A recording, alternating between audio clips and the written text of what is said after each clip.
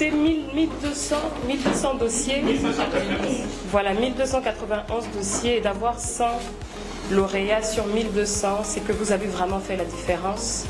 Il y avait forcément un caractère innovateur dans vos projets. Donc je tiens vraiment à vous féliciter pour cela. Bien, bonjour les sages, j'espère que vous allez bien.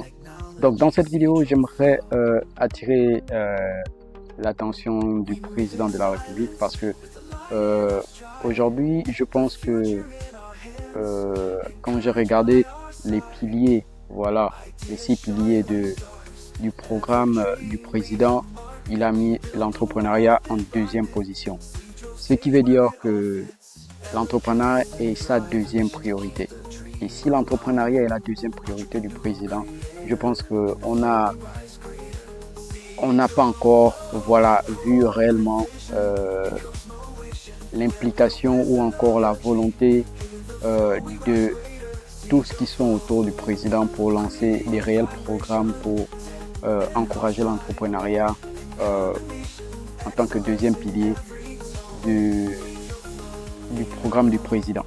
Donc moi, j'aimerais pas parler à ceux qui sont autour du président, j'aimerais m'adresser directement au président pour dire que il y a eu le programme, voilà, le programme Oser mon projet. Je dois dire que ce programme, il a été organisé il y a déjà de cela bientôt ça va faire 6 mois. Bientôt ça va faire 6 mois.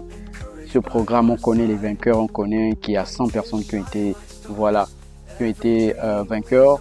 Mais moi, je comprends pas pourquoi ça prend autant de temps pour mettre ces jeunes entrepreneurs sur le terrain.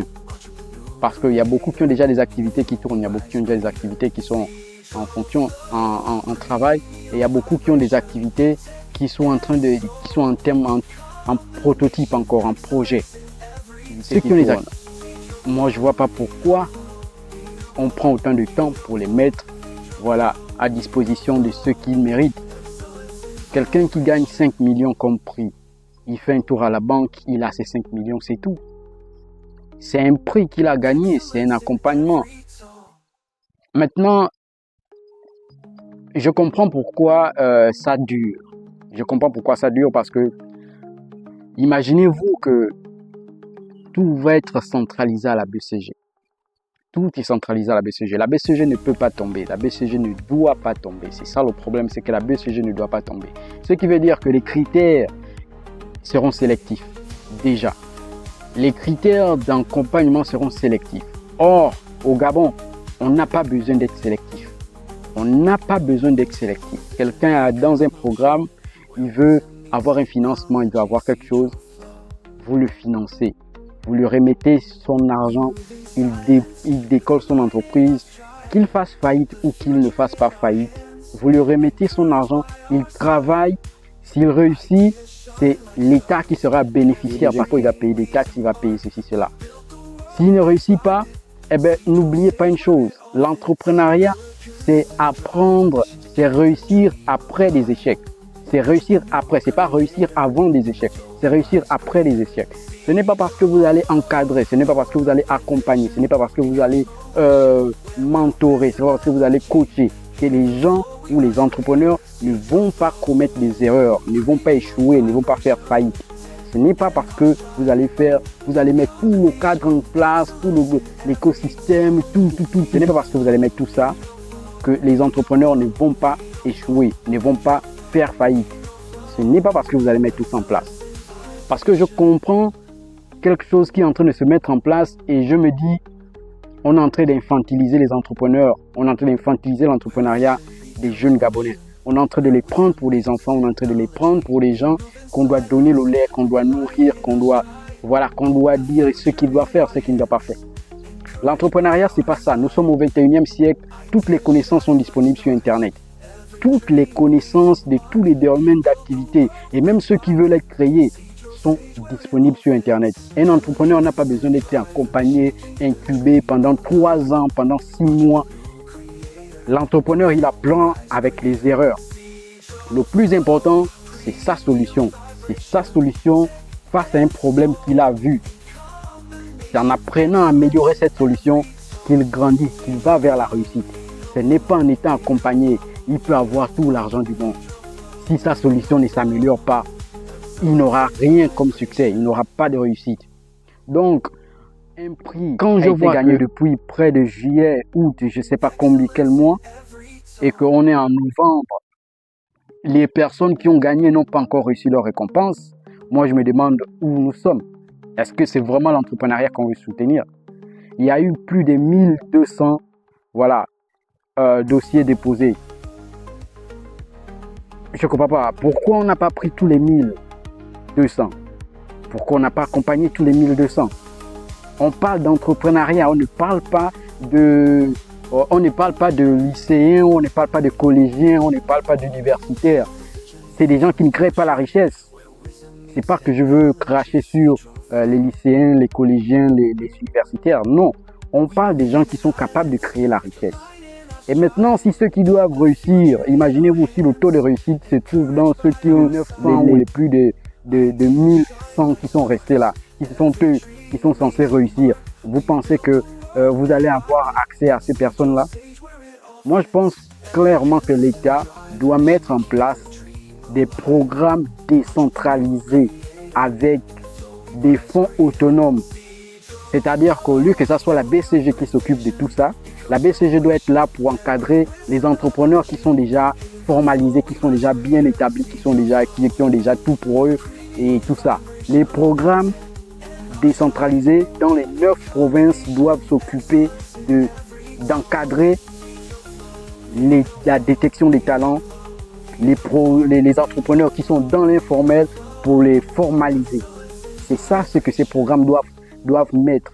Parce que ces programmes doivent être capables de détecter les talents, de les financer automatiquement. On ne parle pas de faire 1 jour, 2 jours, 3 jours. Non, on parle de les financer automatiquement. C'est-à-dire que dès que les talents sont détectés, le résultat ou encore les noms sont sortis, on les finance automatiquement. C'est pas quelque chose. On n'a pas le temps. On n'a pas le temps d'attendre que, je sais pas, il y a une organisation qui se mette en place. On n'a pas ce temps. Il est urgent et impératif qu'on fasse des choses rapidement. Au sortir de ces premiers mois de la 5e République, il faudrait qu'il y ait déjà minimum 1000 entrepreneurs que le programme présidentiel ait accompagné. 1000. On parle de 1000, ce n'est pas 100 qu'on attend là, que 100, ils sont là, 100, ils sont encore en train d'attendre d'être financés. Non. On parle de 1000. Il faut que 1000 soient accompagnés dans toute l'étendue du territoire. Donc, Monsieur le Président, le travail est grand. Je pense que rien n'est encore fait pour les entrepreneurs au Gabon. Rien n'est encore fait pour les entrepreneurs. Il y a eu le programme 10 000 ordinateurs pour les étudiants. Je ne pense pas que c'était important de mettre les entrepreneurs dans ce programme-là. Donner 1000 ordinateurs ou 100 ordinateurs aux entrepreneurs.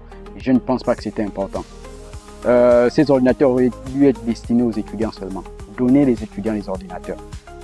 Voilà. Véhiculez-leur le message qu'ils doivent faire avec les ordinateurs. Mais vous n'auriez pas dû inclure les entrepreneurs dedans parce que c'est aberrant de voir que les entrepreneurs viennent encore se partager le gâteau avec les étudiants. C'est pas normal et c'est pas conseillé, c'est même pas recommandé. Voilà. Ce programme aurait dû être destiné uniquement aux étudiants. Parce que s'il faut soutenir les entrepreneurs, ils ont beaucoup de problèmes. Et ce sont eux qui créent la richesse. Qui vont créer la richesse pour ces étudiants-là quand ils vont rentrer dans le monde du travail. Donc, on ne peut pas mélanger les entrepreneurs et les étudiants dans le même programme. Voilà. Un étudiant n'est pas un entrepreneur. Non. Quand tu es entrepreneur, c'est que tu as voulu ne plus poursuivre tes études. Tu deviens entrepreneur. Ceux qui disent, moi je suis entrepreneur, je suis à la fois étudiant, entrepreneur, étudiant, tu n'es pas entrepreneur.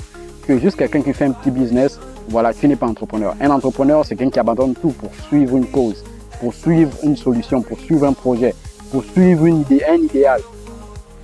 Donc, Monsieur le Président, j'espère que cette vidéo est assez claire. Moi, je dis, il faut que vous montez un cran au-dessus dans la prise de risque pour soutenir l'entrepreneuriat au Gabon. Vous devez monter un cran au-dessus, c'est-à-dire que là, vous êtes encore au début de la prise de risque. Et avec la BCG, il n'y a aucun risque qui a encore été pris. Aucun risque. Et la BCG ne prendra jamais de risque pour soutenir l'entrepreneuriat dans l'urgence dans laquelle le pays se trouve. Donc il faut que vous preniez encore un risque supplémentaire pour soutenir l'entrepreneuriat au Gabon. Ce n'est pas assez.